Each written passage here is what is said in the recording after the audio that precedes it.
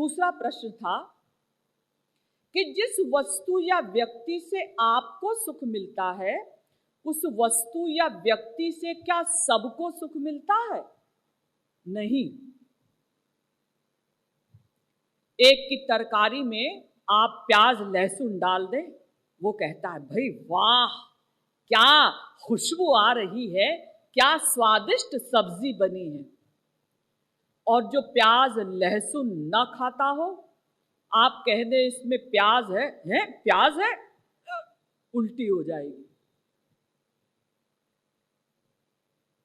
आप किन्हीं पंडित जी को भोजन पर आमंत्रित करिए और एक बोतल में गंगा जल भरकर रख दीजिए। जब पंडित जी आधा भोजन कर चुके तो आप पंडित जी से पूछिए, पंडित जी खाना कैसा बना है?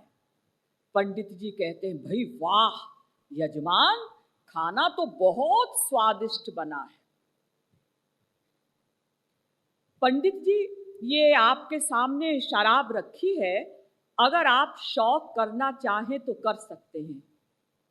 क्या कहा? ये गंगा जल नहीं है, शराब है। सारा खाया पिया उनका क्रोध में बाहर आ जाएगा। अब वही गंगा जल वाली बोतल रखकर आप किसी शराबी को बुलाइए और उससे कहिए ये शराब है, अगर आप शौक करना चाहें तो कर सकते हैं। उसे कितनी खुशी होगी, भाई वाह तुम तो बड़े समझदार आदमी हो, सेंसिबल हो, शराब का शौक रखते हो। तो अगर शराब में सुख होता तो फिर पंडित जी को भी मिलना चाहिए था। अब मोटी अक्ल से समझिए, मान लीजिए कोई रमेश या सुरेश नाम के मास्टर साहब हैं, कई दिनों से बीमार चल रहे थे।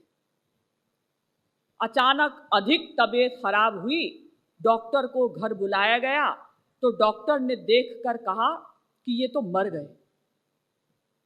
स्त्री ने जैसे ही सुना मेरे पति मर गए, तुरंत पति के ऊपर गिर पड़ी, बेहोश हो गई। बेटे ने सुना पिताजी मर गए, वो बेहोश तो नहीं हुआ लेकिन उसकी आंखों से आंसू बहने लगे। दोस्त ने सुना हमारा दोस्त मर गया, उनकी आंखों में भी हल्के हल्के आंसू आए। कुछ आंसू उन्होंने ऐसे ही एक्टिंग में बहाए। नौकर ने सुना साहब मर गए, उसे भी कुछ कष्ट हुआ, कुछ उसने कष्ट की एक्टिंग की। इन्हीं मास्टर साहब के एक पड़ोसी थे, जब उन्होंने सुना उन्हें कोई दुख नहीं हुआ। उन्होंने अपनी स्त्री से कहा अजी सुनती हो, वो जो हमारे पड़ोसी थे ना मास्टर साहब, जो कई दिनों से बीमार चल रहे थे, हाँ हाँ वो मर गए।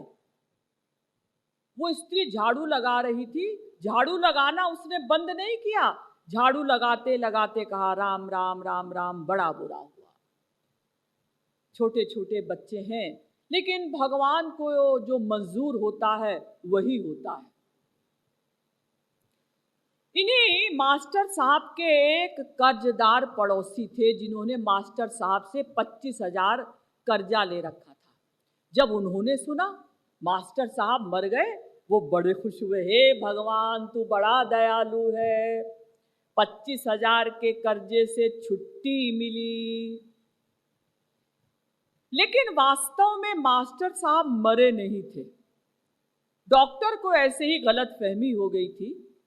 कई बार हॉस्पिटल्स में भी ऐसा हो जाता है, थोड़ी देर में उठ बैठे। अब वो स्त्री जो बेहोश हो गई थी, कुछ होश में आ गई थी। उसने देखा है मेरे पति तो बातें कर रहे हैं, आंखों से देख रहे हैं, इसका मतलब जीवित है। फिर बेहोश हो गई। पहले दुख के कारण बेहोश हुई थी, अब आनंद के कारण बेहोश हो गई। बेटे ने भी देखा पिताजी जीवित हो गए, तो अभी तक उसकी आंखों से गरम गरम आंसू निकल रहे थे, अब ठंडे ठंडे आंसू निकलने लगे। विरह के आंसू गरम होते हैं, आनंद के आंसू ठंडे होते हैं। दोस्त ने सुना, उनको भी कुछ प्रसन्नता हुई। नौकर ने सुना, उसको भी कुछ खुशी हुई। जिनकी श्रीमती जी झाड़ू लगा रही थी, उन पड़ोसी ने सुना। उन्हें ना पहले कोई दुख हुआ था, ना कोई सुख हुआ। उन्होंने अपनी स्त्री से कहा, अजी सुनती हो, वो मास्टर साहब मरे नहीं थे। डॉक्टर का दिमाग खराब हो गया था, उसने कह दिया मर गए, वो तो जीवित है। वो स्त्री अब भी झाड़ू लगा रही है। झाड़ू लगाते लगाते उसने कहा, चलो अच्छा हुआ। और जिन्होंने कर्जा ले रखा था, जब उन्होंने सुना मास्टर साहब जीवित हो गए, हे भगवान तूने ये क्या किया, अब तो कर्जे का पैसा चुकाना ही पड़ेगा, वो दुखी हो गए। अब सब लोगों को इकट्ठा किया गया। कुछ दार्शनिक विद्वान भी वहां एकत्रित हुए। तो उन्होंने रमेश की स्त्री से पूछा, भाई एक बात बताओ कि रमेश में कितना सुख है। उसने कहा 100%, यानी पूरा पूरा। बेटा तुम बताओ। अजी 100% तो नहीं, लेकिन 80% सुख अवश्य है। दोस्त जी आप बताइए। अजी इतना तो नहीं, लेकिन 50% सुख अवश्य है। नौकर तुम बताओ। अजी ये सब तो बढ़ा बढ़ा कर बोल रहे हैं, इतना तो नहीं, लेकिन 25% सुख अवश्य है। जिनकी श्रीमती जी झाड़ू लगा रही थी, उन पड़ोसी से पूछा गया। उन्होंने कहा, जी सब बकवास है, मेरा तो पर्सनल एक्सपीरियंस यही है कि इनमें न सुख है न दुख है, हमें आज तक कुछ नहीं मिला। जिन्होंने कर्जा ले रखा था, उनसे पूछा गया। उन्होंने कहा, जी इनमें तो इतना दुख है कि इनको देखते ही मैं दुखी हो जाता हूं। अब सारे फिलोसफर्स हैरान, किसका बयान सही माने। स्त्री का बयान सही माने, बेटे का, दोस्त का, नौकर का, पड़ोसी का, या कर्जदार पड़ोसी का। वास्तव में सब सच बोल रहे हैं, कोई झूठ नहीं बोल रहा है। तो ये अंतर क्यों? अंतर इसलिए कि स्त्री को अपने पति से सबसे अधिक स्वार्थ था, इसलिए उनके जीवित होने पर उसे सबसे अधिक सुख मिला। बेटे को और कम स्वार्थ था, इसलिए उसे और कम सुख मिला। दोस्त को और कम, नौकर को और कम, पड़ोसी को कोई स्वार्थ नहीं था, इसलिए उसे न सुख मिला न दुख मिला। और कर्जदार पड़ोसी की स्वार्थ हानि हुई उनके जीवित होने पर, इसलिए उसे दुख मिला। अर्थात संसार की किसी वस्तु या व्यक्ति में कुछ नहीं है, न सुख न दुख। फिर जो ये हमें सुख का अनुभव होता है, ये क्या है?